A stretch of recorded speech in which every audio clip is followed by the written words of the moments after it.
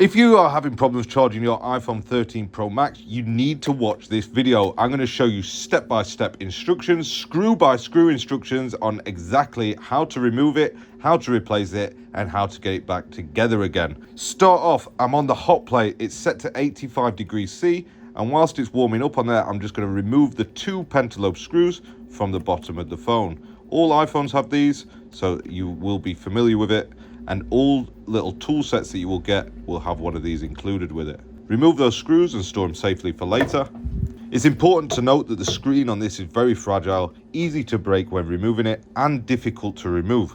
So the way that I do it, I take a suction cup, I stick it onto the bottom of the phone just like that, and then I'm going to take one of these very, very fine razor blades. It's called a Dorco blade if you're looking for it online. And you're going to push it into the very bottom of the phone, making sure that it sits completely flat at the bottom, not on an angle like this. It wants to be completely flat all the way to the bottom of the chassis. Once you've done that, I'm going to add some isopropyl alcohol in a little squeezy tube like that and just let it soak in.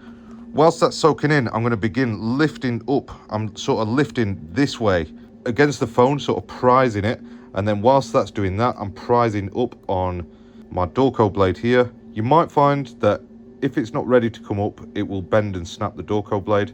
But if it's ready, it's just going to pop the screen out real nice and easy. It doesn't even have to be super hot when you're doing this.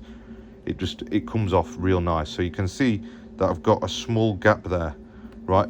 In that small gap now, I'm going to take one of these blue plastic guitar picks from iFixit, and then we're going to make the gap a little bit bigger. You can see that it's opened up some more of the screen there. We can run some isopropyl alcohol along that edge, and we're going to run the plastic pick up there, making it nice and easy. Honestly, it's easy to remove these once you know how to. We're going to do the same, run back along the edge, and we're going to run along the left-hand edge now. A little bit of isopropyl alcohol in there, and we're just going to carefully run it down, making sure that there's not a lot of resistance. And if you do come across some resistance, you just want to add a little bit more alcohol. Notice that I'm still keeping it warm on my hot plate. You can do the same with a hairdryer or a heat gun, but the hot plate is always the best option. Now that we've got to the top there, I'm just going to lift it up a little bit from the bottom, wiggle it from side to side a bit, and then I'm going to insert the plastic guitar pick just flat. I'm not going in at it from the side, I'm flat, straight down, so that I can prise it out and unclip the clips at the top, meaning that this phone is now open. It just opens like a book from the left-hand side. Let's go over to the workbench now and remove this charging port. I've left the suction cup on there because that's what I'm using, so that it is like a little prop so that the screen doesn't fall over. And before we remove the charging port, we need to get the screen off this phone. The first 3 screws are held down with a tri-wing screw, so use your tri-wing screwdriver to remove all 3 of those. I believe all 3 of these are the same size as well, so don't worry too much about muddling them up. And then the shield comes off. It's stuck to my finger then, so, and yeah, just get the shield out of the way like that. I've just got this little piece of magnetic whiteboard. You can see blades and screws are already stuck to it. And I'm going to remove the screws and lay them out in the same order that they came out. So those 3 screws go with that shield there, and we're going to carry on doing it like that all the way through this repair. Notice how it's roughly the same sort of shape as a mobile phone. I'll lay them out along here, all the screws for the bottom, so that I know where they go back into the phone. Honestly, do it this way, it's real easy. Back to working on the phone now. We've got some more tri-wing screws just here. There's 2 on the bottom of this shield, and then the top 2 are crosshead screws, oddly. That's Apple for you, I suppose. So go ahead, remove those, remove the 2 crosshead screws at the top, and then this shield is a little bit trickier to get out. But if you use some little pointed tweezers like these, then you'll get it out. Be careful of this flex just here. Remove that, store it for later.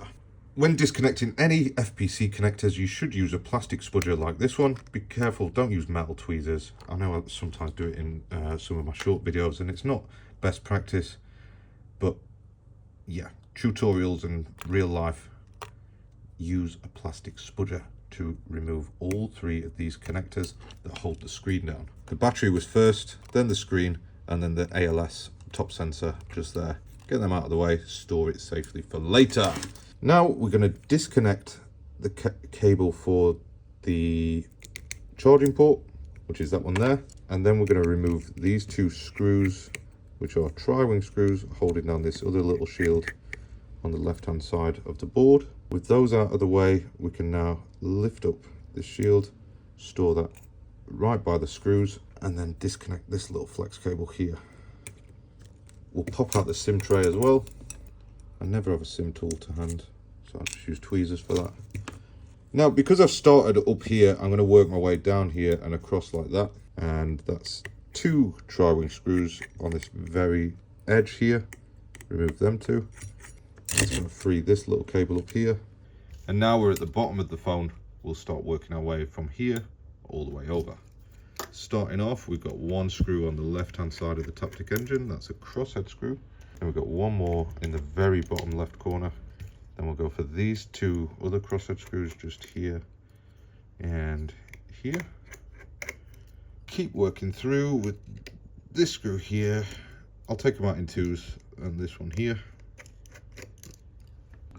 The worst part is always putting it back together, so I'll run you through that screw by screw as well. But we'll get this other crosshead on the other side of the lightning connector, 1 in the very bottom right just here, and then 1 more up here to free up the loudspeaker now. So now I'll get these tweezers and I'll lift up this loudspeaker. Just to note, there's a little sticker at the back of it there that we just peel off, and that's going to reveal, you know, more screws. So now that we've gone from left to right, I'm going to come back and go from right to left and start taking out any of the screws that we've now revealed. At this point, you'll want one of these little standoff screwdrivers, starting off with this one in the top right, the charge port. There's 1 little tri-wing screw that's hidden right in the edge of the chassis just here. Get that out of the way. Another crosshead screw here. Another standoff on the right side of the lightning connector. And another one on the Taptic engine here. And we can start a bit more disassembly now by removing this connector from the Taptic engine and lifting that out of the way. And then there's always this awkward little shield that gets in the way. It's got like a little clip on it over this side, so it's always just a pain to get out. There we go. You see it's got the barometer sensor still stuck to it. We'll just separate that by peeling it off and then store that for later. That will reveal 1 more of those little tiny tri-wing screws here, and a couple more standoff screws here. They're always on these charging ports. There's a screw screwing the lightning connector into the chassis, so go ahead and get your crosshead screwdriver and lift that out now. And with those out of the way, I'm going to get my tweezers and I'm going to separate this microphone because that's attached to the charging port as well. This microphone, which is attached to this bit of plastic, so I'll get underneath it with the tweezers to separate it, and then this piece of plastic should pop out as well. It's stuck down a little bit, so just be careful. It's a good idea at this point to pop a little bit of isopropyl alcohol around the edges of this charging port, because they are stuck down quite fast. And we're going to get underneath it with our tweezers. We're just going to start lifting it up and pulling it out.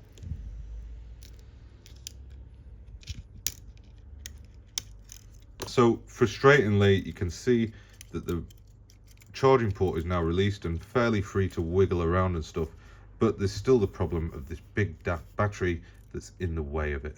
So next job is to remove that. It's supposed to be relatively easy to get these batteries out, and the idea of it goes that you get hold of these little adhesive tabs at the bottom here and you just sort of begin twisting it around and you start pulling them as sort of lateral to the battery as you possibly can. And there's a chance that this one might come and be good, but there's also a chance it'll snap like that.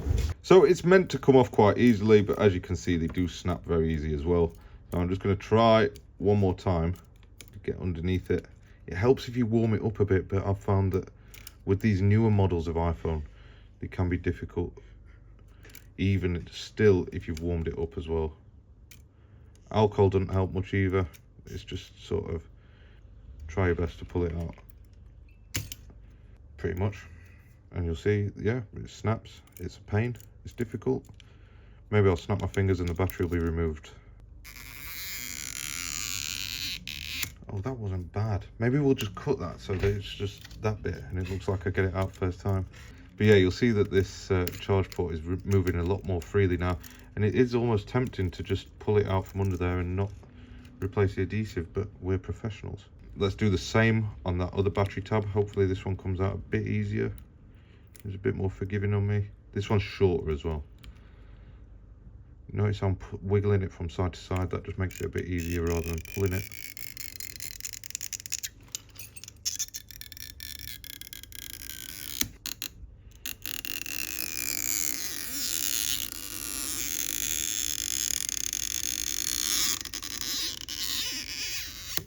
That one wasn't as bad, I suppose. And then for the rest of it, there's just like a tiny bit of adhesive up the top, right? You can add a couple of drops of isopropyl alcohol around that, and then carefully with a plastic tool from the bottom, just lift it up, and you'll notice that it just comes out very, very easily, that top one. You see tiny bit of adhesive on there. Now that means that we can slide our charging port, look, just underneath like that, and it's out.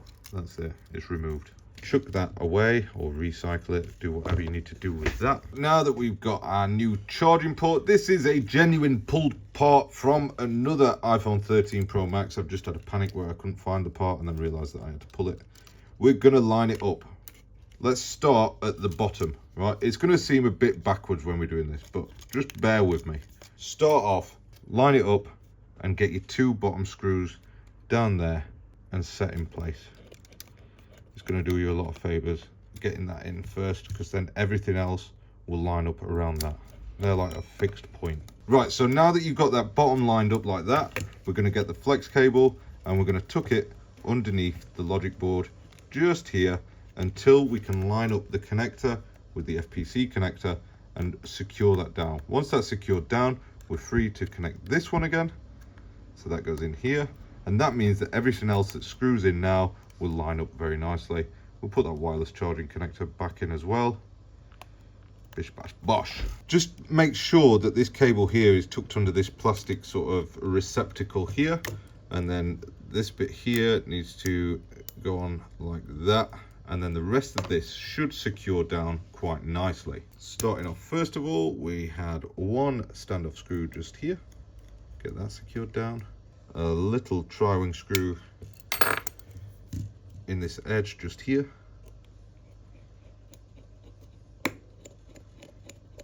Line that up and screw it down, and then there's one more grounding crosshead screw just here.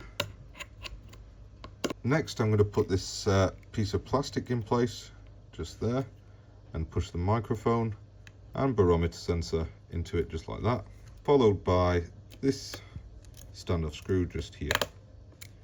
Now we've got one more standoff screw on the right hand side of the lightning connector. Get that one secured now, and then another standoff screw just here. Let's get the Taptic engine in place now. That sits on top of everything there, and secure it down just there. That annoying little metal shield goes on top of everything there. We can screw that in place here with a crosshead screw, another little crosshead screw here, another one just in the very bottom here, and a slightly thicker one just here. With that all screwed down now, we're going to go with the other standoff screw that's left behind for the Taptic engine. Then we can put the loudspeaker in place. I think that the rest of them are just crossheads. I might be wrong. Either side of the lightning connector. And then the last one for the speaker and the Taptic engine. A couple of little grounding screws on this very left hand edge. Before I forget, there is one just there, isn't there? I bet you were going to try and catch me out, weren't you? Leave a comment if you thought that I was going to miss this one. Obviously I'm not. Right, just this last tri-wing just here. So now we can just reinstall the battery. Use a adhesive strip pack like this. Get it lined up on the back. Make sure it's pushed down. Peel off the pink sheet. Push down the black tabs. And then when lining up batteries, I always find that it's easiest if you connect the battery first to make sure that it lines up properly. and then secure the battery down. Apply some pressure wherever the adhesive was. Now I'm going to spend a minute removing all the leftover adhesive on the back of this, on the chassis, sorry. So now that that is actually clean this time, we're going to get the new adhesive seal. I apologize if it seems like I'm rushing the ending of this video. I've got a haircut in 3 minutes. But yeah, get the seal on there, re-secure the screws down, and that is how you replace the charging port on the iPhone 13 Pro Max. Thank you for watching, and see you in the next video.